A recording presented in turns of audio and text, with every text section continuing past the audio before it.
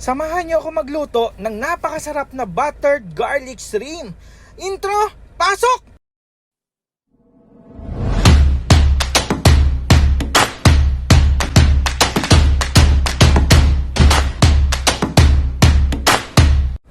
Alam niyo ba na ang hipon ay mababa sa calories at masustansyang alternatibong pamalit sa karne?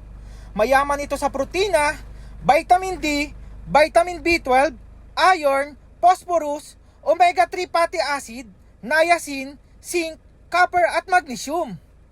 Ito rin ay low fat at low calorie protein. Ikaw, isa ka ba sa hipon? Tapon ulo? Linisin na natin ito. Tanggalan na natin ng balbas at ng pantusok. Napakasakit naman kaya nito matusok, lalo na kung first time, di ba? Bilis-bilisan at nang maluto na natin ang napakasarap na buttered garlic shrimp.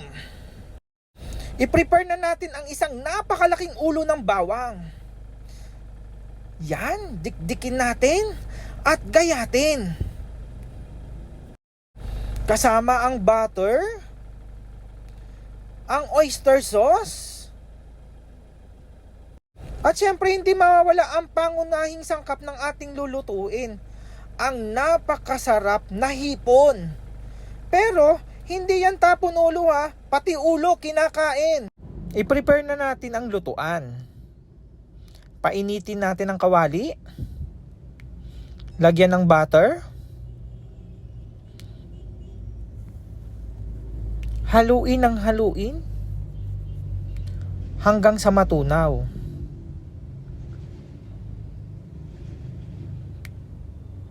Tsaka lagyan natin ng konting mantika para hindi masunog ang butter. Yan, kita nyo naman ang butter. Pag tunaw na, saka natin ilagay ang bawang.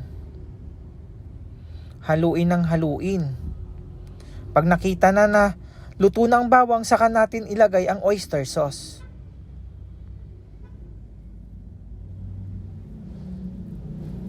Haluin natin. Yan, haluin ng haluin ng haluin. After mahalo, ilagay naman natin ang hipon. Haluin natin uli hanggang sa kumulo.